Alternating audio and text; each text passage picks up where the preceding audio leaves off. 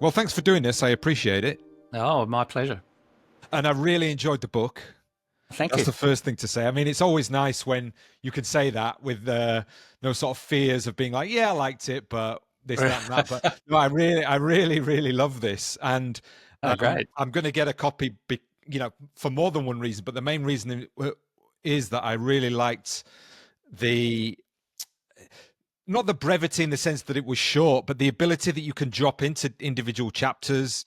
And, if you look at the titles, the chapter titles, that they sort of link into certain thought patterns you might have at any given moment. You think to yourself, oh, that looks interesting. I'm going to talk about that. Like there's one about temporality, and there was one about kind of like the notion of the push towards a sort of unreal realism, which I thought was intriguing. But yeah, I mean, I don't know whether you had that in mind from the start, or whether there was a sort of very clear developmental process that brought you to this point. I mean, I've read a little bit. I mean, you've sent me emails about what the development of the book was, but maybe you could talk a little bit about that to kick us off. Yeah, sure. I mean, I wrote it. I very much had that style in mind from the start. The book was my pandemic project. At the peak pandemic, it was a sort of the thing that, in a way, helped pull me through. The often very dark kind of emotional times that we were all living in at that point, and it was tied to a course that I was teaching, which is just a 1-week course at a film school in Spain called ECTHE, which is a very progressive school where they have 45 students per year.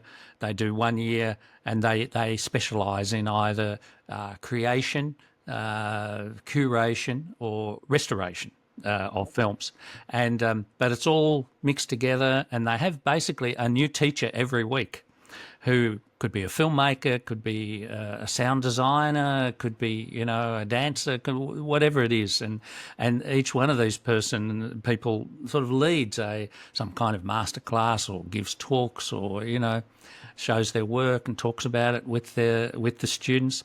So I got to give this Filmmakers Thinking class, and it was proposed to me by the head of ECTHE, a wonderful guy, Carlos Mugiro, and so his concept of filmmakers thinking was a key plank of the school, is that we're not just going to use film critics and theorists to explain filmmakers. We want to really get into what the filmmakers themselves say and think about what they do, with the assumption that that's important to take seriously and not to treat it on a sort of a secondary level as, that's just the filmmaker talking about their own career, or, that kind of thing that often happens, where filmmakers talking or writing is sort of discounted under true film theory or true film criticism or whatever. But so I was completely in agreement with Carlos about this. I thought, that's great, And then, in terms of what you've been just asking me, Dario, I thought, well, the best way I can do this is precisely to sort of dip in and out, like not to teach a sort of perhaps dreary chronological course, beginning with, whatever, Eisenstein and going to the present day. I thought, I'm going to mix this all up, and I'm going to use my own impulses, my own instincts of, if I think about editing and time, and in Eisenstein, and then suddenly it makes me think about some avant-garde film of the 70s, where there's another kind of montage, but in fact inspired by Eisenstein or Vertov or something, but taken in a totally different direction, in a different culture, different time and place. So I gave myself the freedom in the class to sort of jump from one thing to another in this associative way. A lot of my writing and talking is I really try to use, impulse and free association. And I think it's important, because you learn what it is that's churning around in your head that you didn't realise was there if you open yourself up to this kind of free association. Sometimes you'll make a link between one film and another, completely different films, and then you think, oh, that's interesting. Yeah, they both are working on the same problem, or they both use the same image, or whatever it might be. And I've always tried to follow these kinds of intuitions. They teach me things. I really believe that, it's something I've often said to my students, and that is that, your unconscious knows more than you do. Yeah. And so any way that you can kind of, let your unconscious speak or suggest something to you, follow it, see what it tells you, see where it takes you. Yeah. And it's fascinating to sort of look at the ways that you have made those intuitive connections between filmmakers and then ideas, because it seems that within each chapter there's a kernel of a concept, and there is particularly in the first part, I think there's a definite sort of structure where you go for you go back to the question of what is cinema, and then what are the origins of cinema, and think about what filmmakers have said about those things. But I'm guessing, though, as well, that this is probably something that maybe, I mean, I know obviously you suggested that it was something that was sort of brought to you as an idea, but there's two elements to that I think is interesting when as pertains to you being the person that writes it, because you've got a very eclectic and deep career of film criticism, that spans video essays and other different forms like DVD commentaries, because I think that's a form of criticism. So there's that element that you're bringing to the table in terms of your experience, and then you've got that other thing that you mentioned just at the beginning there, which is the undervaluing or neglecting of filmmakers actually speaking themselves. So I don't know. Maybe my question there is, if it was brought to you, this idea, did it hit you kind of like, yeah, this is perfect for me to write at this stage now where I am in my thinking about cinema? Absolutely, Dario. That's exactly the way that it hit me, and that I took it, and because I've some parts of the book are kind of rewritten from older things that I've done. And I've often been fascinated with writings by filmmakers like Raul Ruiz, who was a friend of mine, and I think his writing is just fantastic. And we've only seen a very small portion of it in English translation. But many filmmakers, I've sort of been drawn often to insights they've had about themselves that I don't think always theorists or critics have yet picked up on, And so I thought, well, that's great. So it was very much a kind of a thing where I took this and I thought, for the class itself that I taught, I turned it in a way. I turned it into a kind of a performance art piece, because, I would have my slides with key points and stuff, but I improvised a lot in class, and a lot of it was to sort of show this process of diving into the sea of cinema, and taking this inspiration and that inspiration. And so, yeah, it was perfectly what I wanted to do at that moment. Did you have quite a lot of an idea, though, as soon as it came up, like, oh yeah, that there is, I know that this filmmaker, and this filmmaker have kind of discussed these things, and I've always wanted to bring those together, and then maybe sort of further down the line, you might have done some research, and then other filmmakers that you maybe wouldn't have paired kind of suddenly do sit together. You think, oh wow, it must be a really sort of fascinating research job in that sense as well, sort of excavating, which you talk a little bit about in the early chapters. Totally. I have this sort of method that I use when I'm either writing a piece or planning a class, where basically I take this, huge piece of white paper, and I put something in the very middle of the page, which is the name of the book or the project or the idea. And then I find things, often very serendipitously, I find things that I can connect to that core. And that's just through random reading, random scrolling on the internet, going into literally my own library of books and picking up any book anywhere and opening it to any page. This works fantastically well, let me assure you. And that's something that I often try to impart to students is the power or the gift of serendipity, you know. It's that if you're always going in a very conscious, rational way that I need to read this next because it's quoted in the footnote of this, that's not always going to get you somewhere interesting quickly, you know, or at all. And yeah, once I have, you know, once I'm collecting things and I'm seeing the resonances and the affinities and connections, I start to plot these things around the central point of the page. And at a certain point, I have a kind of map, you know, I have a map of names and keywords and ideas. And from there, it's very easy for me to do like slides, PowerPoint slides or whatever for a class.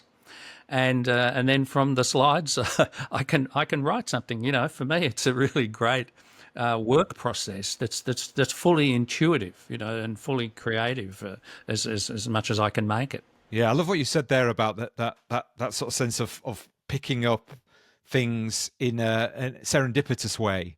And I can't remember. I was thinking about this the other day. I don't know what triggered the thought, but it just occurred to me that in this era of kind of abundance of information where everything is there for our taking, it's almost as if completism has become redundant, because you're literally faced with the overwhelming sense you can never complete anything. So you have to sort of treat, I think it was Oliver Berkman I read in his book where he said you should treat culture or treat media or, you know, treat engagement with anything like a river where you just put your hand in and you pick something out, and whatever that is, that's what you give presence to at that particular time. And your book kind of works like that, I think, and, you know, as with that ability to sort of dip in and out. Yes, I've had some, you know, really nice comments from people, from readers, and they've all said a similar thing, that, you know, it's made them think of other filmmakers that could be explored in this way, other filmmakers whose, you know, writings or interviews or whatever could be taken more seriously or in a different direction than they're usually taken, and that's great for me, because I devised the book as absolutely not a closed system. You know, I wanted it to be this sense that it, you know, however many filmmakers I mentioned, 50, 100, it could be 50 different ones, you know, completely. But I could still bring in some of the same ideas. I could still pursue some of the same themes, you know, but with a whole totally different set of materials.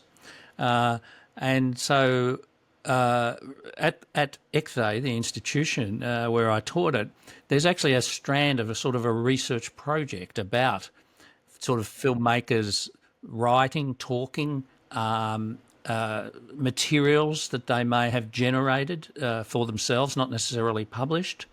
So, for instance, I'll give you a great example.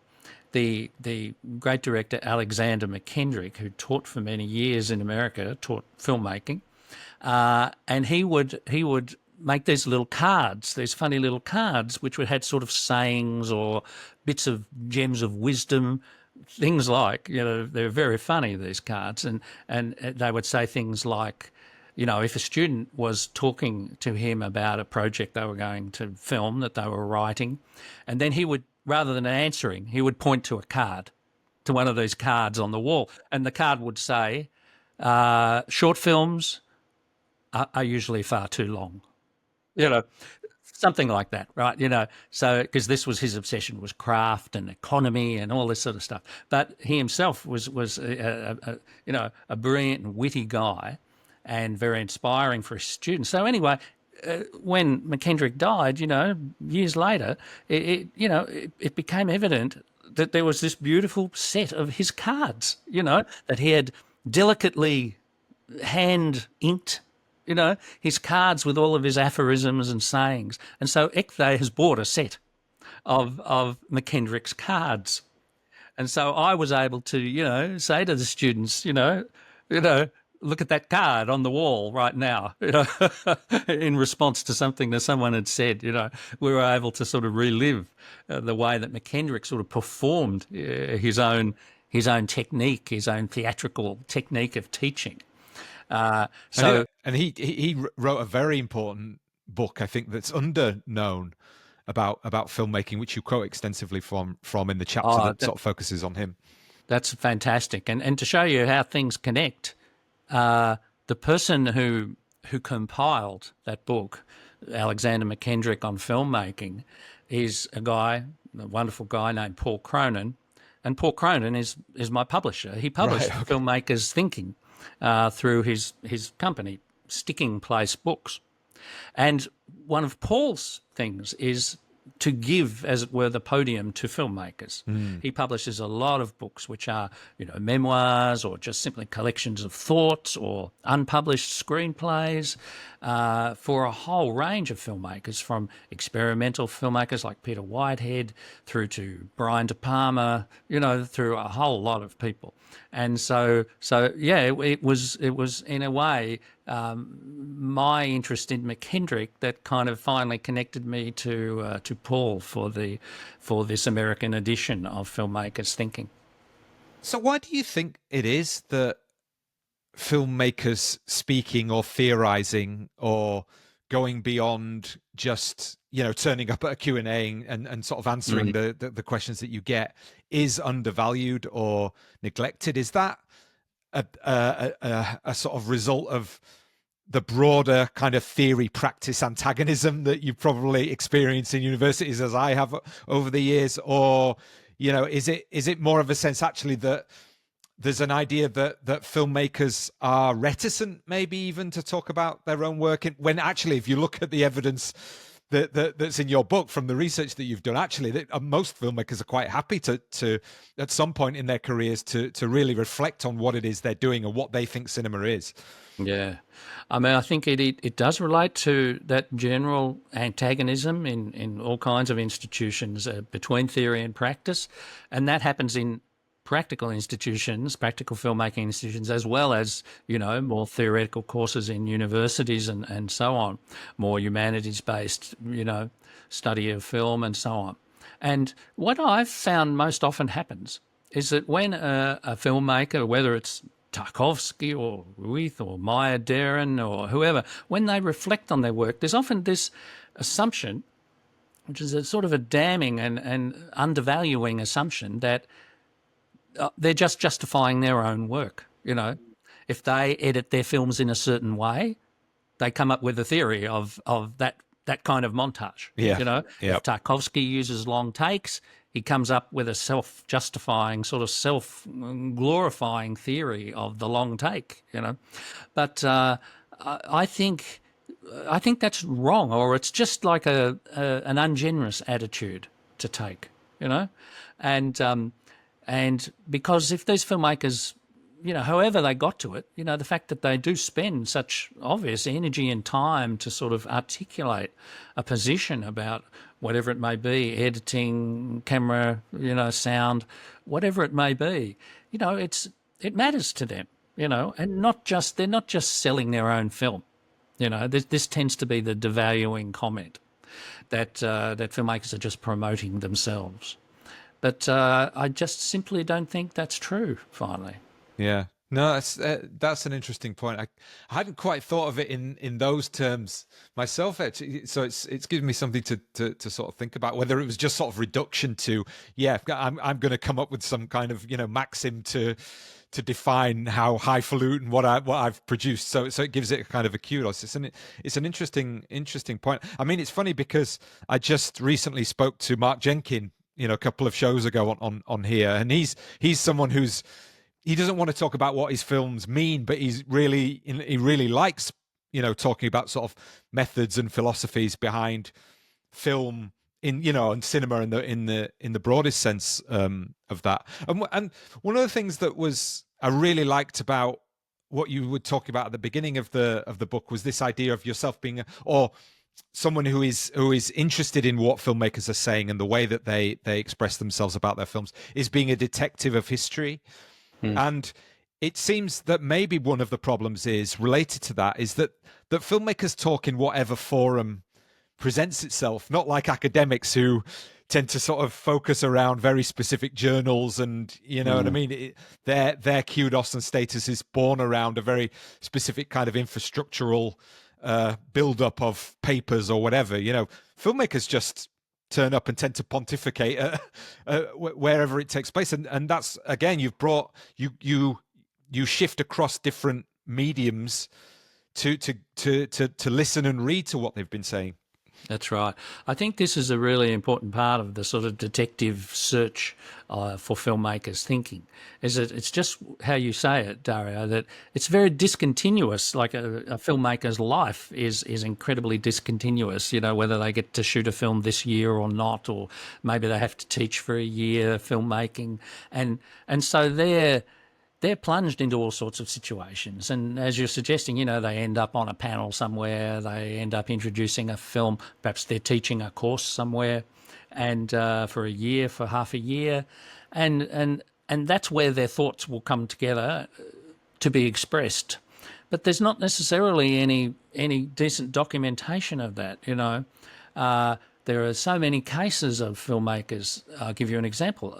Abraham Polonsky, who made the wonderful film Force of Evil at the end of the 1940s. Now, he spent many years teaching film at an American university, teaching filmmaking. And the one that actually, I think this is a part that didn't make it into my book, Filmmakers Thinking, but I originally had a chapter sort of in a draft about Polonsky, because in the 1960s, when he was finding it hard to get a film produced, he sort of came up with his own theory about the relation of image and sound in films, and particularly dialogue and spoken words. And basically his idea was that language could be a sort of a free poetry, kind of floating above the film. Even if there are characters who are in scenes and in a plot, there could be this level of this kind of free associative talk, words, language in a film, and this would play against the image in a different way. And this was him thinking back to his own film, Force of Evil, but he'd taken the ideas much further by 1962, right? But this all just tumbled out in an interview, you know, that he gave in 1962.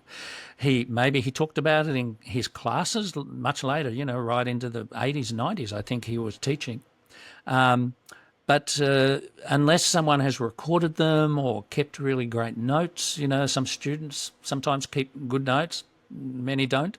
But it's like, you know, you really have to ask around and try to investigate. And, you know, does any archive have the notebooks of Abraham Polonsky? I mean, I really want to see those notes. Yeah. Because the biography, the official biography of Polonsky, which is a very good and informative and useful book, but doesn't tell you a thing about what he said in his classrooms over 30, 40 years. Right?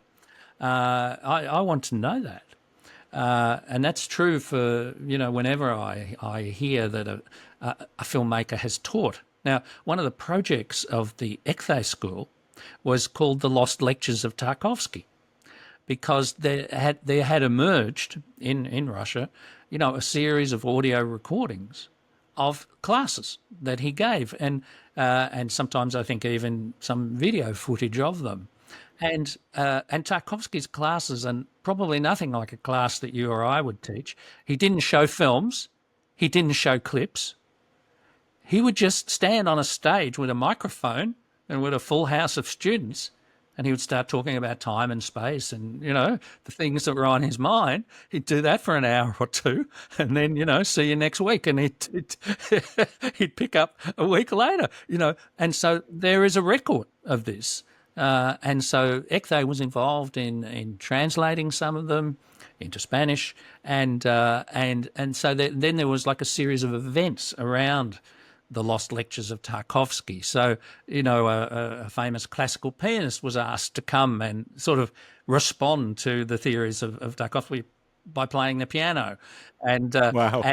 And me and Cristina, my partner, were asked to make an audiovisual essay, sort of inspired by that. So everyone kind of pitched in, and from their own angle, their own creativity, and we helped to excavate the lost lectures of Tarkovsky. But there are many filmmakers who have lost notes, lost lectures, and so on. You know, lost interviews, and you know, for me, it's fascinating the example which is in my book of Jacques Rivette, who really quite late in his life, he contacted someone that he knew well, the writer Hélène Frappart, and said to her, I want to express myself. I want to talk. So it wasn't like her saying to him, I want to ask you 10 questions, Zach. No, it was, he says, I want to formulate some things that have been on my mind for 50 years.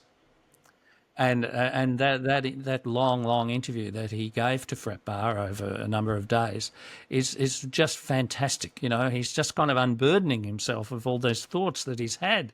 But because he'd given up writing for Day de Cinema many years earlier, it's not like he was going to sit down and write a book, right? No, he wanted an interlocutor. He wanted someone to respond to him, to that he could bounce off, which was Frappa. And once he had her sort of there, willing and able, off he went. All this stuff came out of him. And there must be many artists, many filmmakers who get to that moment in their lives. Yeah. And it's funny, isn't it? Because it seems as well, though, there's different cycles of like historical context where the idea of the public intellectual, let's say, was a very big thing in the sort of 60s and 70s. And, you see these interviews on late night TV with Orson Welles or, famous actors, and they're expected to give, and they do, not really expected is the wrong word, but they give these long, erudite, explanations of philosophy and politics and all this kind of thing. And then, now we've gotten to the age of the sort of press junket where everything is just repeated on those, soundbite answers that are just meant to sell the product. So it's maybe, again, this is what's so great about the book, is that it harkens back a little bit to that age. But then if you come even full circle, like today, we've got podcasts and we've got YouTube and long form discussions that go on forever. So it's interesting how that interest in a particular artist spending time articulating, the concept behind what they were thinking, what they were doing, it seems to map onto different points in culture depending on which artist we're talking about.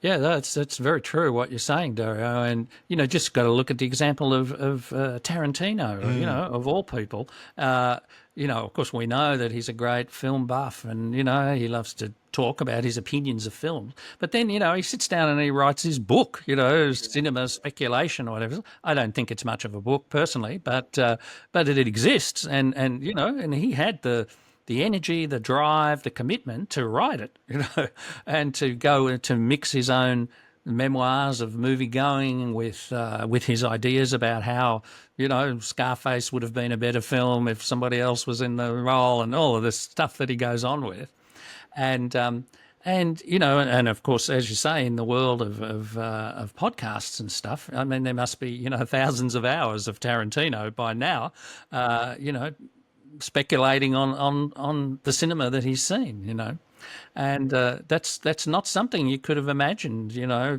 even 20 years ago. Yeah, for sure. It's there is a sort of shifting of that, I think, and maybe it's undermined or sort of calls attention to that, the different type of directors. And maybe we'll come on to this when we talk about some of the specific ones that you cover in the chapter, where some are very mysterious and some are very happy to talk.